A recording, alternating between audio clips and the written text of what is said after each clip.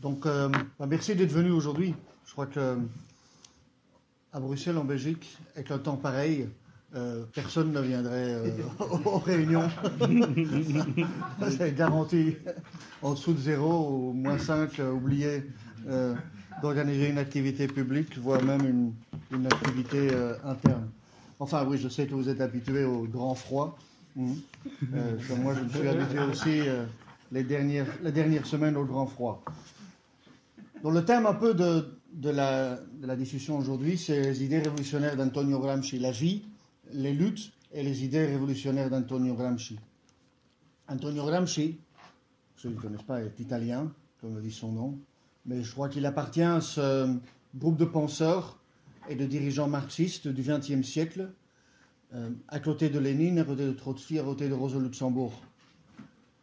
Le monde académique, les universités, les universitaires adorent Gramsci.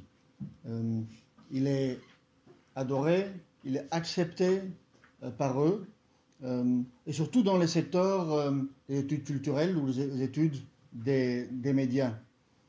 En dehors des milieux typiquement académiques, culturels ou de la science des médias, dans les années 70 en Europe, il était un peu l'égérie des eurocommunistes.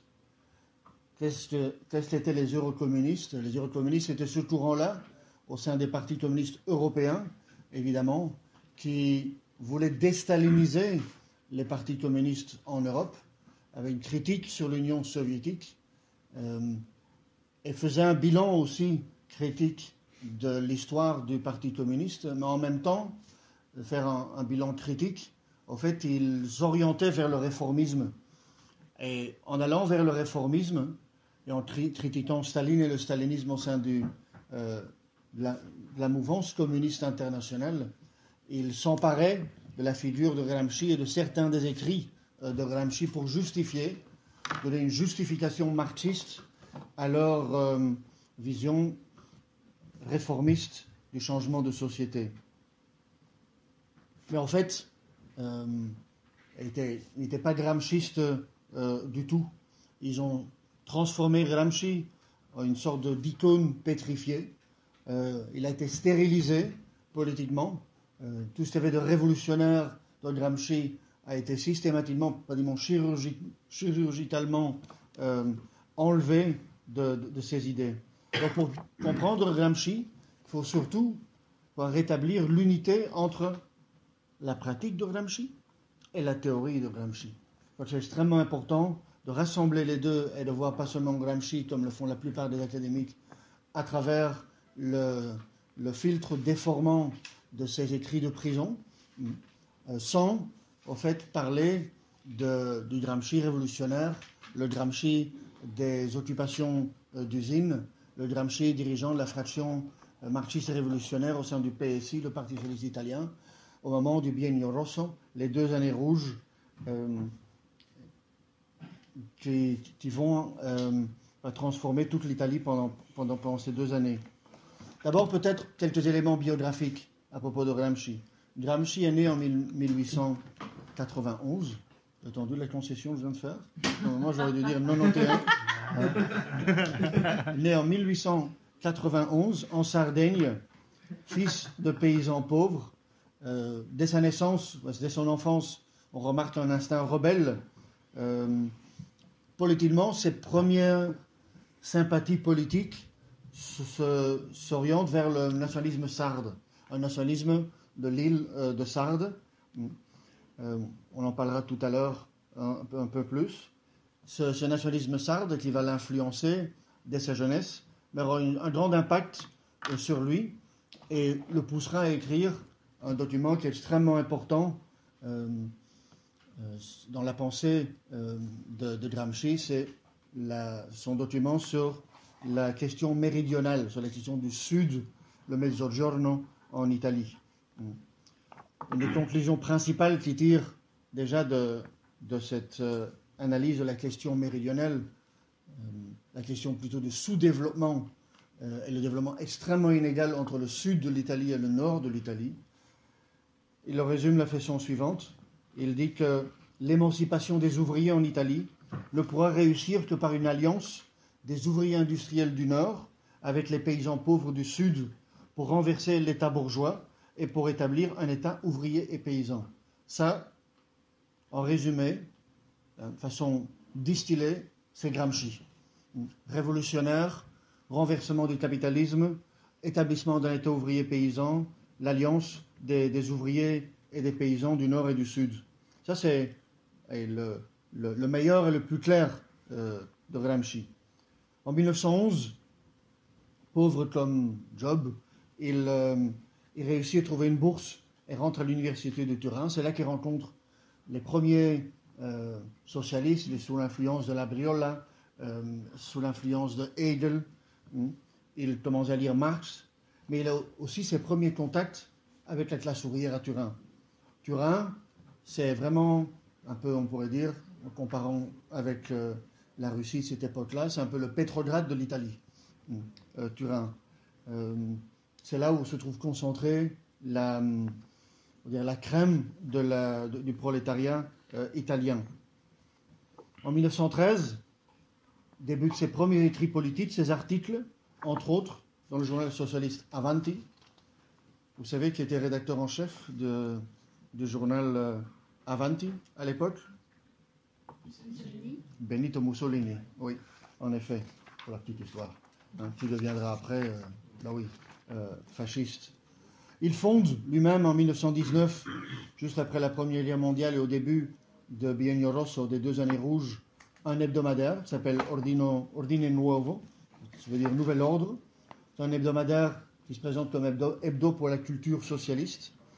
Il deviendra rapidement le journal des conseils ouvriers d'Italie de 1919 à 1929.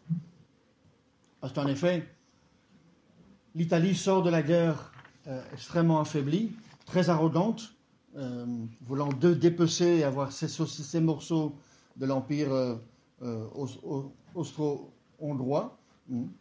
Mais la population doit payer un prix très très très fort pour l'implication de l'Italie dans la guerre. J'en ai parlé hier de façon assez extensive, mais sous l'influence, pas seulement de la guerre italienne et des effets désastreux sur les conditions de vie des ouvriers et des paysans, mais surtout sous l'influence de la révolution russe, l'Italie ouvrière et paysanne veut faire, comme elle dit, comme en Russie. Alors, toute l'Europe est imprégnée de cette idée-là, en particulier en Allemagne et en Espagne. C'est dire, on va faire comme les bolcheviks, on va faire une révolution. Cette période-là est aussi témoin de la croissance météorique du Parti socialiste italien, qui était le principal, sinon l'unique parti ouvrier en Italie. Le syndicat, relié au PSI, connaît aussi une croissance très très très forte de ses affiliés.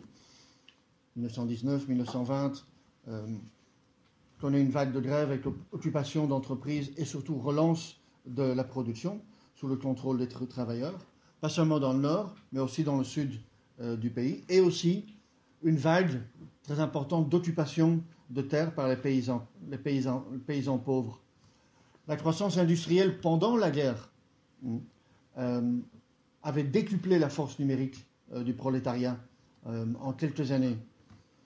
Et donc la vague d'occupation qui déferle sur l'Italie est largement spontanée, mais elle est aussi clairement sous l'influence du travail de propagande et de formation par les militants, les jeunes militants étudiants et ouvriers organisés autour de la revue de Gramsci, L'Ordre Nouveau.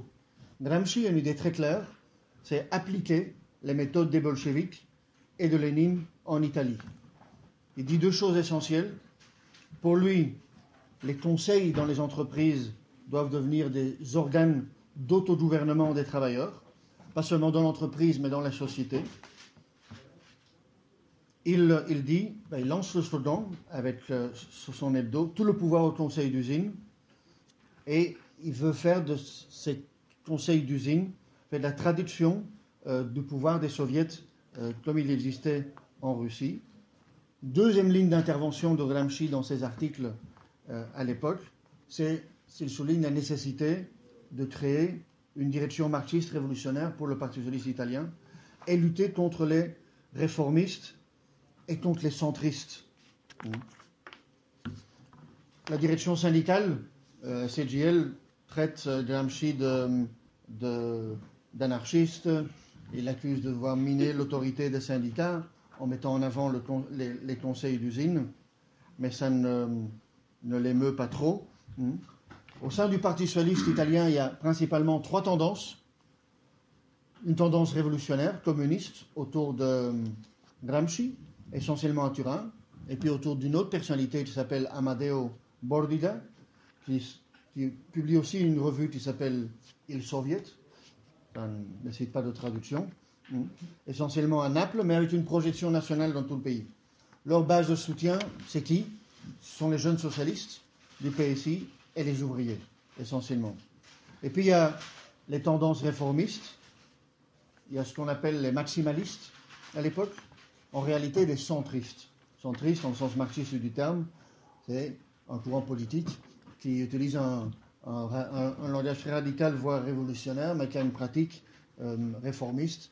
C'est souvent des dirigeants qui ont peur de leur propre discours, peur de leur propre ombre, et face à la riposte du capitalisme ou la pression des réformistes, ont souvent tendance, pratiquement tout le temps tendance, à abdiquer devant les courants réformistes.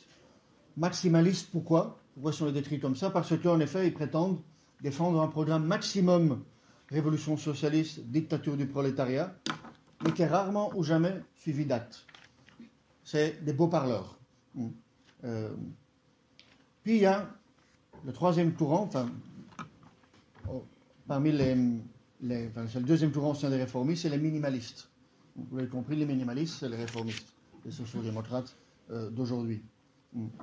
La base sociale des minimalistes, c'est surtout les parlementaires, les permanents syndicaux, les gestionnaires des coopératives, c'est la couche supérieure du prolétariat, une sorte d'aristocratie ouvrière. Pendant la vague de grève, d'occupation et de remise en route de la production des entreprises en 1919 et 1920, le PSI, le Parti socialiste, ne dirige pas. Ces 2 années, en tout cas s'il dirige pas, il ne dirige pas dans le sens révolutionnaire. Il freine le mouvement, il limite l'ampleur du mouvement, il essaye de s'assurer que ce mouvement, de nature révolutionnaire, ne remette pas en cause le système capitaliste dans la pratique. Les 2 années rouges vont aboutir à un échec. Suite à l'échec, le PSI, le Parti socialiste, va se couper en 2 lors d'un fameux congrès à Livourne en 1921 entre les communistes qui vont sortir du PSI et les maximalistes et les réformistes qui vont rester à l'intérieur du PSI. Le PSI, à l'époque, était membre de l'Internationale communiste. Donc Lénine et les dirigeants de l'Internationale communiste avaient accepté que le Parti socialiste italien devienne la section officielle de l'Internationale communiste, sachant bien qu'il y avait encore des tendances réformistes à l'intérieur de cette organisation, bien que les fameuses 21 conditions qu'impose l'Internationale communiste pour l'adhésion des partis à l'Internationale communiste soulignent très clairement l'expulsion et la séparation avec les réformistes. Lénine conseille d'appliquer ces conditions de façon souple, de façon dynamique, avec l'objectif de gagner les ouvriers qui ont encore des illusions au sein des réformistes à l'époque. Le Parti communiste est formé donc en 1921, mais c'est un tout petit parti. Surtout après la défaite du fascisme, à la défaite du mouvement gréviste, le fascisme aussi va très rapidement prendre de l'essor et tomber en fait sur le mouvement ouvrier et paysan comme une véritable avalanche. C'est Gramsci qui utilise dans un de ses articles cette analogie. Le fascisme nous tombait dessus comme une avalanche. Le fascisme nous a surpris. On parlera tout à l'heure sur les analyses que font Gramsci et d'autres, et Bordida du fascisme. Et donc on retrouve Gramsci et Bordida, 2 tendances communistes à l'intérieur du Parti communiste. Bordida est le premier secrétaire du Parti communiste, il bénéficie d'une très grande autorité. Le PCI Le PCI devient devient la section officielle maintenant de l'internationale communiste. L'internationale communiste dit que le PSI s'est auto-exclu par son attitude, mais le PSI envoie quand même encore après une délégation au 3e congrès de l'internationale communiste pour demander son affiliation. Lénine et les dirigeants de l'internationale disent non, pas question. Il y a un parti communiste qui s'appelle le PSI, il est dirigé par Bordiga. Le parti communiste italien souffre dès sa naissance de ce que Lénine a appelé le gauchisme, cette fameuse maladie infantile du communisme, qu'il espérait être une maladie infantile de courte durée, mais qui va quand même durer quelque temps dans certains partis de l'internationale communiste. Bordiga exprime très bien, dire ce gauchisme. Il défend une politique totalement sectaire vis-à-vis du PSI. Il dit que le PSI, c'est le principal ennemi des travailleurs. Au début, il est aussi soutenu par Gramsci dans cette attitude assez sectaire. Gramsci n'est pas encore très clair à ce moment-là. Il refuse aussi le front unique que prône l'internationale communiste. L'internationale communiste va dire, et Trotsky en particulier, dans ses répliques à Bordiga, dit « Ok, vous avez un groupe de militants communistes, vous voulez rester purs. Hein, c'est quelque chose qui revient souvent dans les discours, dans les textes de Bordiga, l'importance de rester pur. Mais il dit, la plupart des ouvriers ne comprennent pas la scission de 1921, ne comprennent pas la scission de Livourne. Parce qu'à la tête du PSI, il y a les dirigeants, les maximalistes, qui sont majoritaires et dominants, qui ont un discours similaire au vôtre. Et il faut qu'ils fassent l'expérience concrète du réformisme pour qu'ils apprennent vraiment la différence entre vous et eux. De là l'extrême importance de la tactique du front uni. Pour le Parti communiste italien et pour toute une série d'autres partis communistes en Europe à cette époque-là. L'idée du Front uni, c'est de dire, après le reflux de la vague révolutionnaire de 1919, 20 et 21, ou après l'échec de toute une série de révolutions en Europe, où les partis communistes restent des partis minoritaires, la première tâche des partis communistes à ce moment-là n'est plus comme tout de suite après la Révolution de 17 ou la fin de la Première Guerre mondiale, d'aller à l'assaut de l'appareil d'État et tout de suite pousser vers une révolution. Non, la tâche principale des partis communistes est de gagner la majorité de la classe ouvrière. D'abord, gagner les ouvriers et les séparer du réformisme. Cette séparation, naturellement, se fait en partie par un travail de propagande, d'idéologie et de formation, mais surtout, à une échelle de masse, par la tactique du Front uni autour de toute une série de revendications communes et dans la pratique, pouvoir dénoncer aux yeux ou dans les yeux des travailleurs les caractères réformistes et non révolutionnaires de ces dirigeants qui se prétendaient et qui bavardaient de façon très radicale, mais qui ne l'étaient pas. Donc Gramsci, après avoir discuté longuement à 2 reprises avec les dirigeants de l'internationale communiste, parce qu'il va visiter, il va être demandé, au fait, invité par l'internationale communiste de discuter avec eux.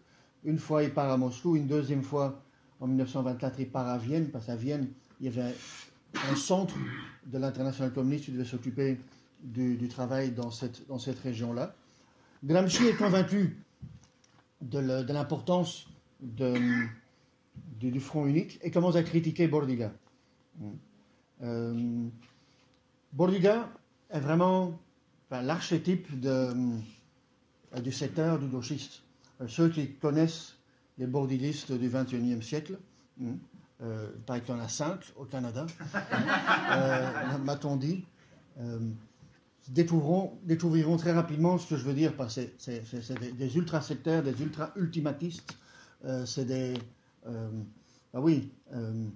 en Belgique, il y a quelques années, ils avaient un slogan sur leur couverture, ils essayaient de vendre cette revue-là à les manifestations syndicales. Leur slogan, c'était « Organisons-nous à l'extérieur et contre les syndicats ».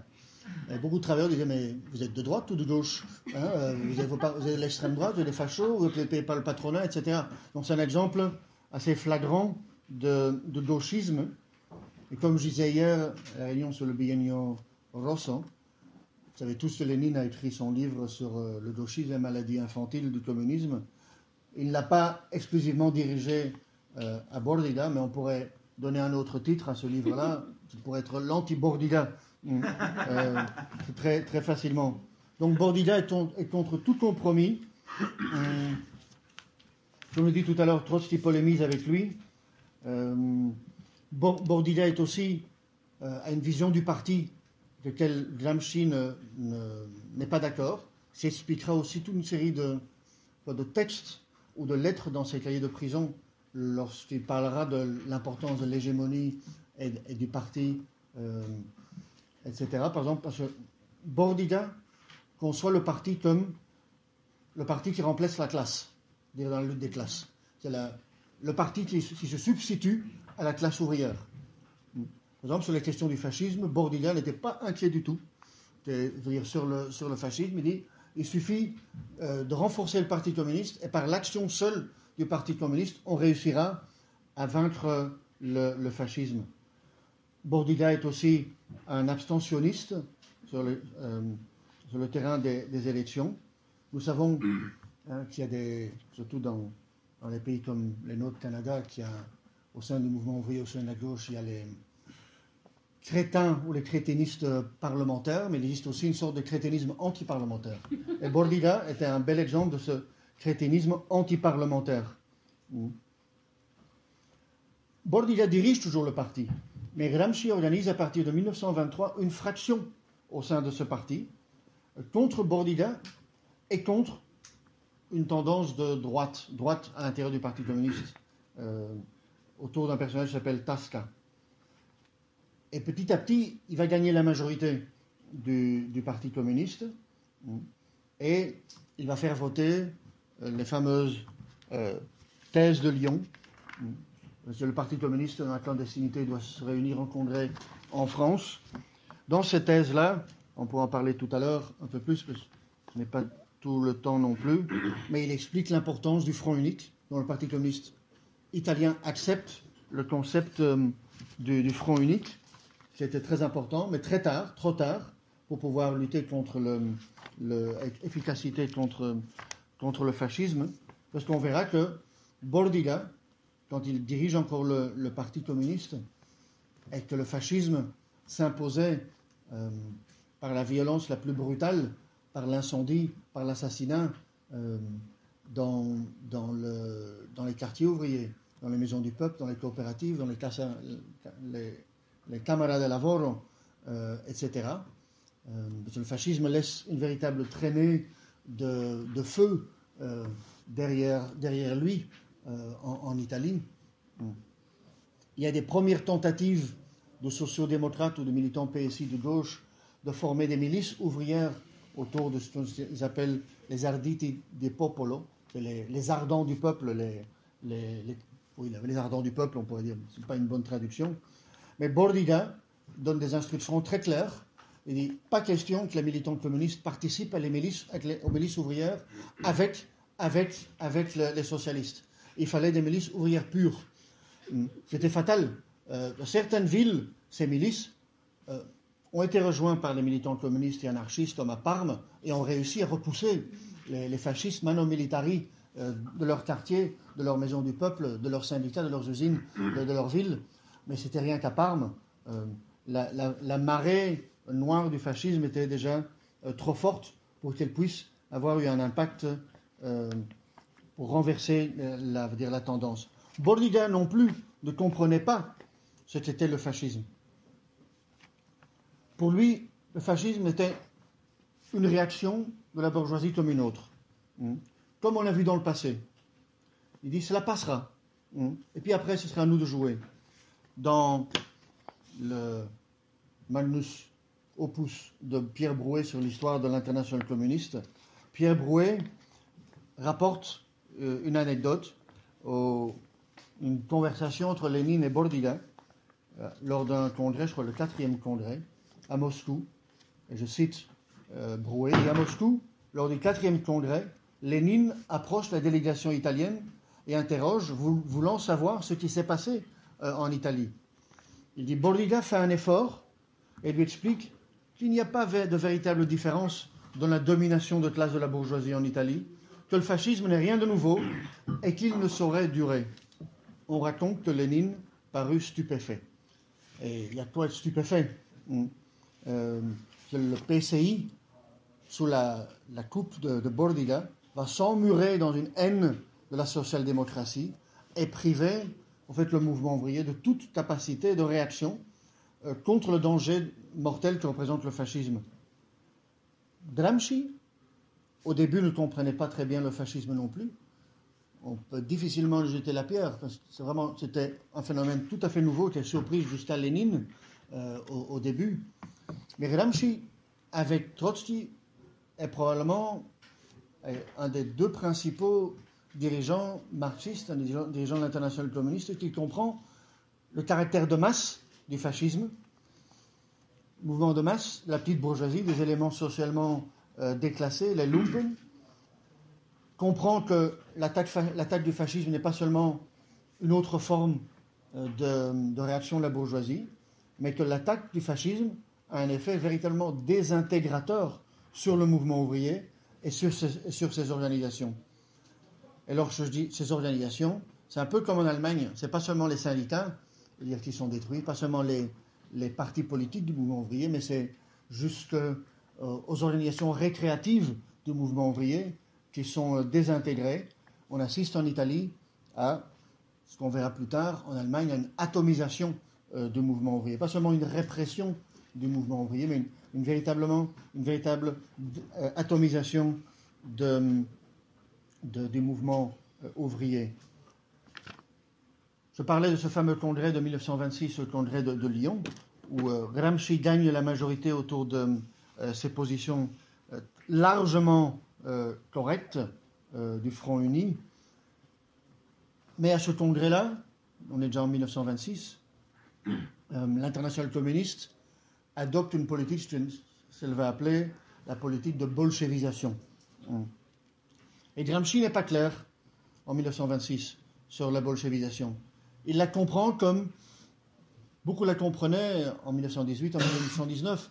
C'est transformer les partis socialistes en véritables partis communistes, adopter les 21 conditions, faire des partis sociodémocrates des véritables partis d'avant-garde. Mais au fait, en 1926, l'idée de bolchevisation du parti n'a rien à voir avec ce qu'il était avant.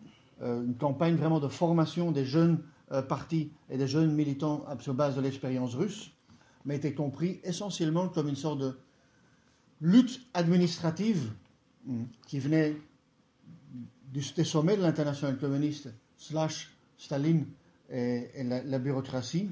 Une lutte administrative avec des méthodes disciplinaires contre toute forme de fraction ou dissidence à l'intérieur du parti, de chasse aux sorcières contre des opposants politiques et des expulsions très généralisées au sein du parti. Donc Gramsci ne va pas s'opposer à cette bolchevisation à la sauce stalinienne. Il reviendra là-dessus plus tard, quand il sera en prison. Quelques années avant ce fameux congrès de Lyon, il est élu au Parlement pour le Parti communiste. Il bénéficie d'une immunité parlementaire, mais qui ne va pas le protéger, parce qu'en 1926, il va être arrêté et il va être condamné à plus de 20 ans de prison. Je crois que c'est le procureur, désigné personnellement par Mussolini, qui, lors du procès de Gramsci, dira « Nous devons nous assurer que ce cerveau arrête de penser pendant les prochaines 20 années. Ce cerveau ne va pas s'arrêter à penser. » On peut dire plein de choses sur Gramsci, mais personnellement, je n'ai jamais été en prison, mais les descriptions des conditions de prison de l'Italie fasciste sont tellement horribles que je crois que très peu de militants réussiraient encore à penser, dans ces conditions-là. Et Gramsci a réussi à penser, a réussi à écrire, a réussi à à mettre des choses sur papier, à développer certaines idées. Les idées principaux qui ressortent de ces fameux écrits de prison, hein, ces écrits de prison remplissent 33 cahiers, 434 lettres pour un total de 6 volumes, et qui abordent toute une série de questions. Conseil d'usine, rôle du parti, question du Sud, le Mezzogiorno, le fascisme, le Front unique, la révolution en Occident, la stratégie révolutionnaire, etc. Ce qu'il faut souligner, la première chose à propos de ces écrits de prison, c'est que Gramsci écrit d'abord pour lui-même. Il n'écrit pas pour être publié. Il ne s'adresse pas aux militants ou à une masse de personnes. Il écrit pour lui-même. C'est comme un journal qu'il tient. C'est un dialogue avec lui-même. Deuxième chose, ces écrits sont essentiellement de nature sociologique, prennent la forme sociologique et beaucoup moins politique. 3, pour échapper à la censure, mais il écrivait de façon cryptée, en code. Je rigole toujours quand les universitaires, les mauvais universitaires, parce qu'il y a aussi des bons universitaires, surtout nos camarades, utilisent le terme « Oh oui, la théorie de la praxis ». La théorie de la praxis, c'est le marxisme, c'est tout.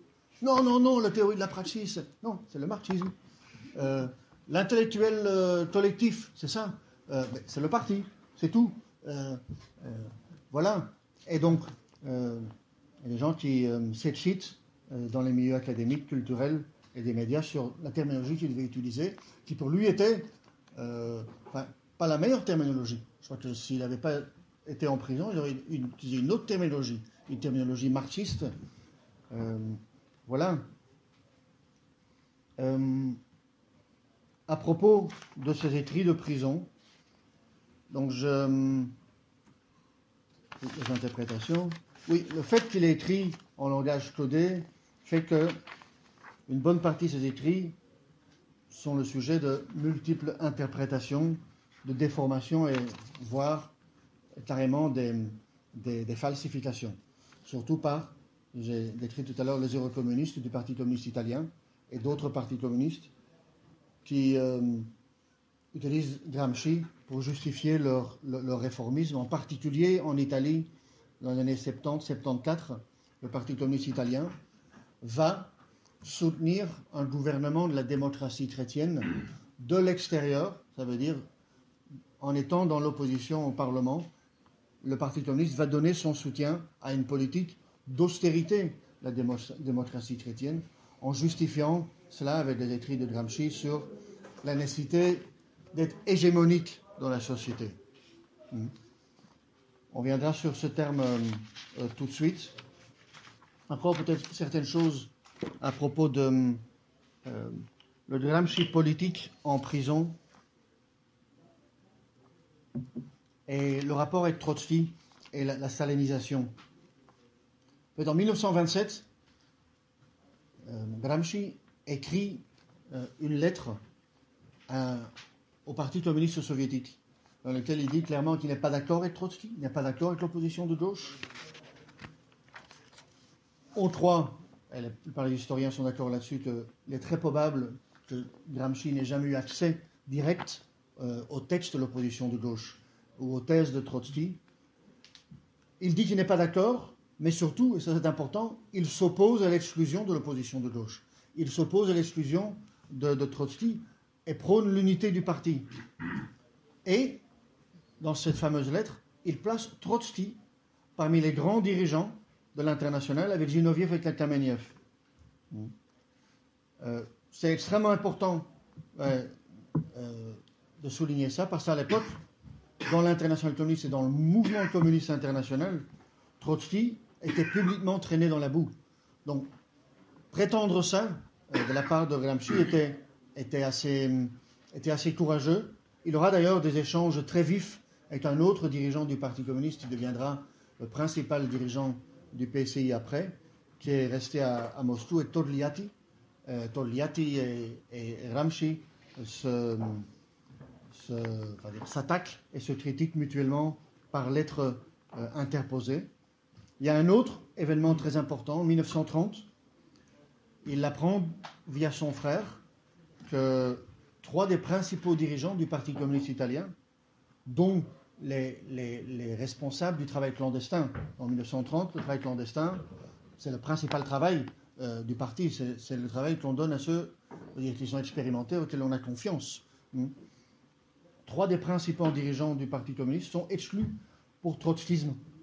Là, à nouveau, Gramsci exprime sa solidarité avec les exclus. Il s'oppose à l'exclusion, il s'oppose aussi à la doctrine du social-fascisme, parce que ces 3 dirigeants, et une trentaine d'autres d'ailleurs qui vont être exclus, disent que le social-fascisme c'est une théorie absurde. Et surtout en Italie, la théorie du social-fascisme inventée par Staline, ça veut dire que, la situation est pré-révolutionnaire partout dans le monde, pré-révolutionnaire partout. Et en Italie, en 1930, prétendre ça, où l'Italie vit sous la botte du fascisme, c'est suicidaire. Deuxième thèse du social-fascisme, c'est que la dictature fasciste va ouvrir rapidement la voie à la dictature du prolétariat, et que la social-démocratie est le parti jumeau du fascisme. Ça, c'est les 3 piliers et de concept de social-fascisme, et de là découle naturellement le refus du front uni et des alliances, parfois comme en Allemagne, avec les fascistes contre la social-démocratie. Donc Gramsci est d'accord avec les critiques des 3 principaux dirigeants du PCI. Il exprime aussi dans des lettres ce qui ne va pas le rendre très populaire à Moscou. Et c'est seulement plus tard, en 1935, que Gramsci rompt politiquement et moralement avec le stalinisme. Il meurt en 1937, malheureusement en prison, où il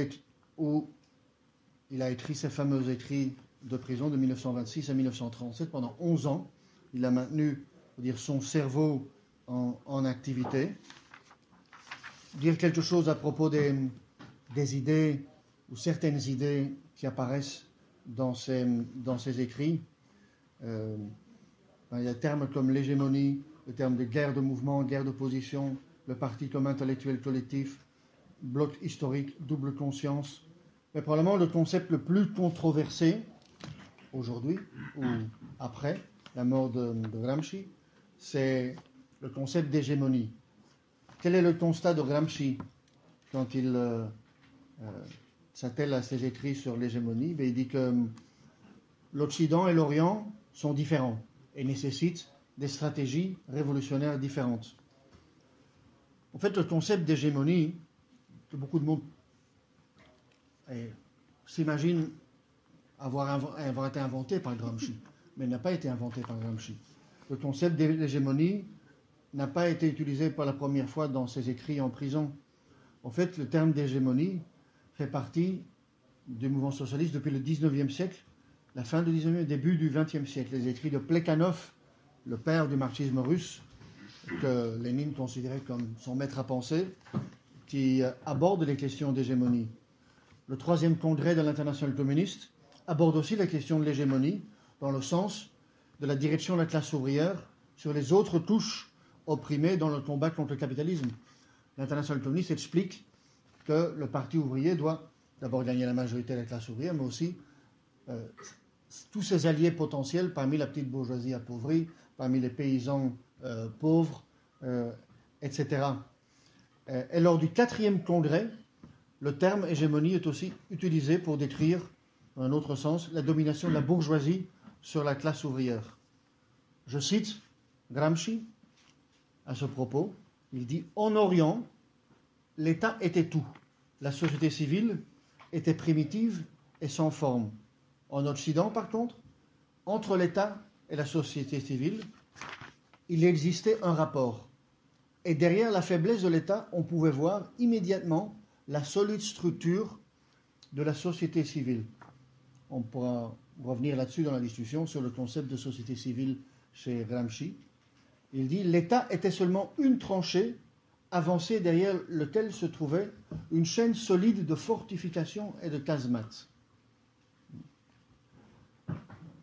première chose à remarquer à ce niveau-là, c'est que Gramsci, quand il parle d'hégémonie, quand il essaye de comprendre la différence entre l'Orient et l'Occident, et quel impact ça peut avoir sur la stratégie révolutionnaire, c'est que Gramsci pense en tant que révolutionnaire, pense en termes comment renverser le capitalisme. Il ne pense pas en gradualiste, il ne pense pas en réformiste, il pense quelle stratégie révolutionnaire est possible et nécessaire pour l'Europe de l'Ouest.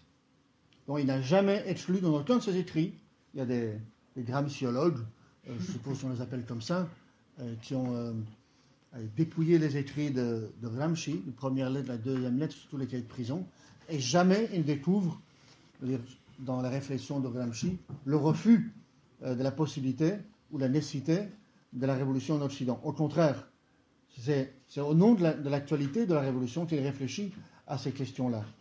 Il dit une révolution comme en Russie n'est pas possible. Lénine aussi, dans les débats de l'internationale communiste, aborda ces questions-là. Donc ceux qui veulent copier trop facilement, s'ils pensent être le modèle russe en Europe, il dit non, les gars, c'est pas comme ça que vous allez faire la révolution.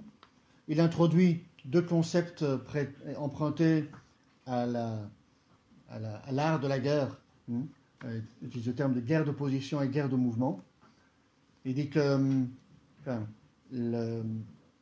les bolcheviks russes étaient dans une stratégie de guerre de mouvement, ça veut dire de l'insurrection rapide. Il critique cette conception. Il critique aussi, par exemple, pas seulement Bordiga, mais les dirigeants du jeune parti communiste allemand qui vont théoriser ce qu'ils appellent l'offensive révolutionnaire. C'est qu'un parti communiste n'a qu'une tactique pour aller d'ici au pouvoir, c'est l'offensive. Gramsci dit au fait non, il faut penser en d'autres termes, en Occident, vu qu'il y a une société civile qui est liée à l'appareil d'État et qui protège l'appareil d'État de multiples façons, il faut engager aussi une guerre de position.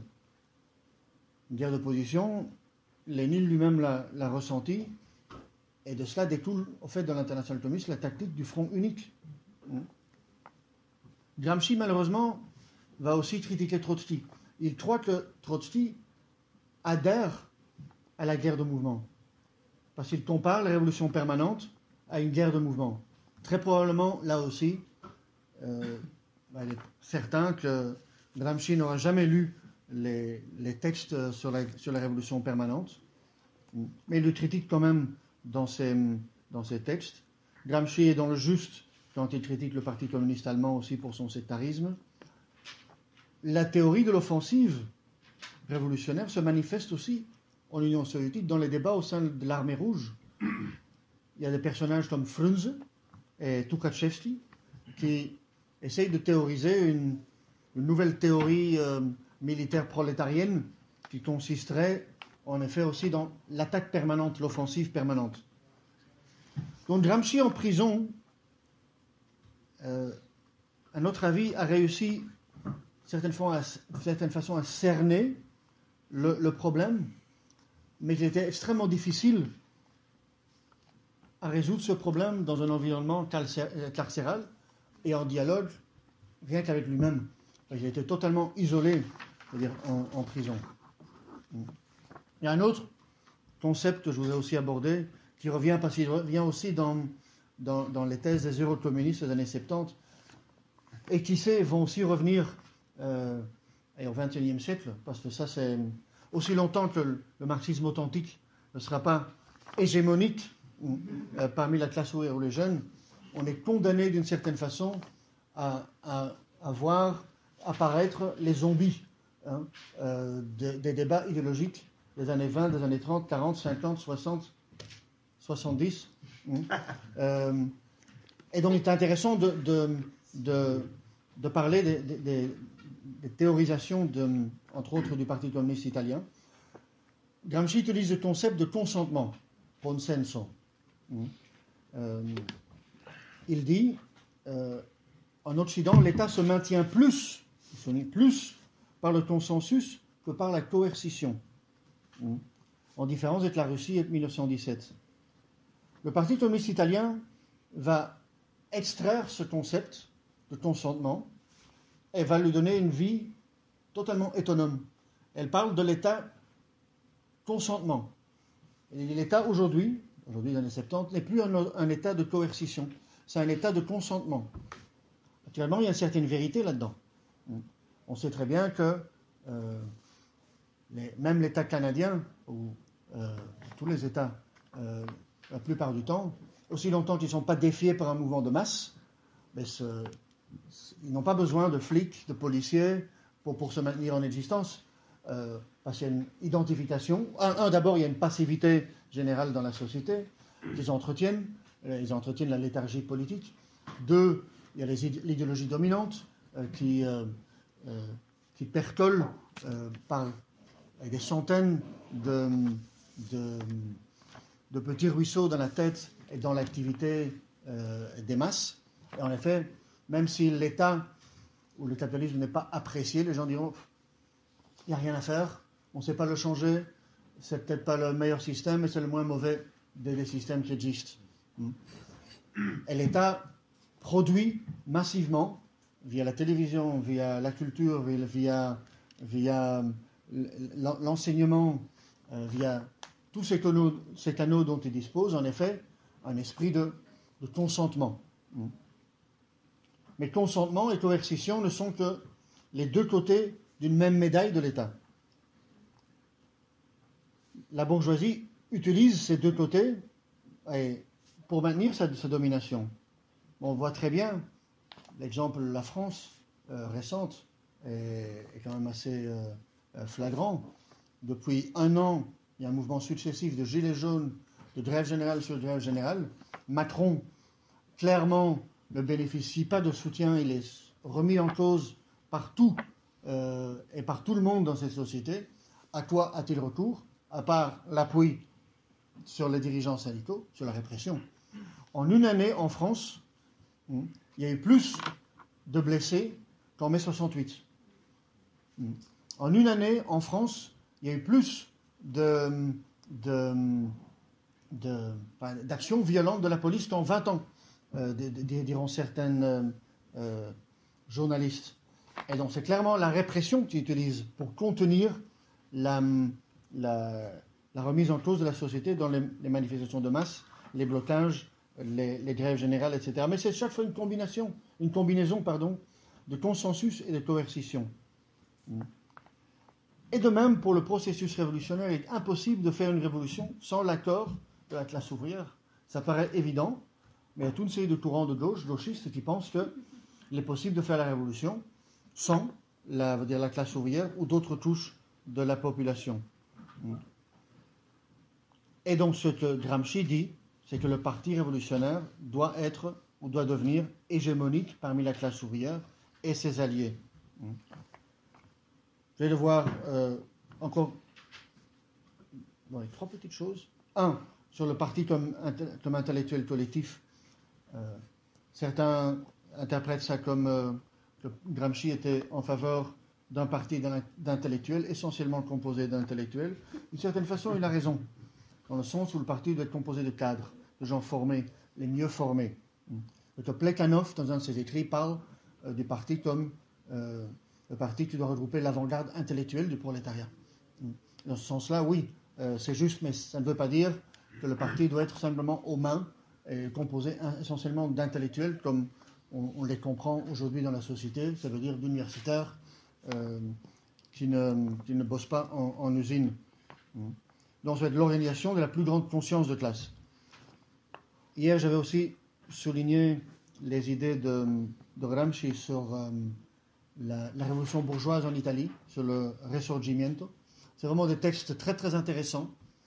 En discutant avec les camarades italiens à propos de ces textes-là, ils me disent, au fait, il y a ce fameux personnage Garibaldi dans la révolution italienne, qui est un personnage formidable, un révolutionnaire bourgeois, mais qui n'était pas très bien connu par Marx et Engels. Marx et Engels sont assez acritiques par rapport à Garibaldi. Gramsci, qui a étudié la question, souligne entre autres que cette révolution bourgeoise, une révolution bourgeoise tardive, une unification nationale tardive, une réforme agraire tardive et incomplète, s'est faite en sacrifiant une bonne partie de la révolution agraire. Par exemple, lorsque Garibaldi arrive avec ses 1000 chemises rouges sur l'île de Sicile, il est accueilli par des masses de paysans qui viennent d'occuper les terres et expulser les propriétaires terriens. Qu'est-ce que fait Garibaldi? Il dit, vous n'avez pas compris, cette révolution n'a pas l'objectif d'expulser les propriétaires terriens, on est en alliance avec eux. Et en fait, Garibaldi fait exécuter la plupart des dirigeants paysans de l'époque qui avaient occupé leurs terres et expulsé les propriétaires terriens. Pour conclure, je crois que Gramsci était véritablement un révolutionnaire, jamais un gradualiste, jamais un réformiste. Toute la tentative de falsifier ses idées, toutes les interprétations réformistes ne peuvent pas cacher que Gramsci est mort en tant que révolutionnaire. Je crois qu'il reste, et il est resté, je veux dire, en âme, dans sa pensée et dans les peu d'actes qu'il pouvait encore exercer en prison, un révolutionnaire. Dans ce sens-là, et pour toutes ces raisons-là, je crois qu'on peut dire, sans hésitation, que Gramsci est un des nôtres. Merci.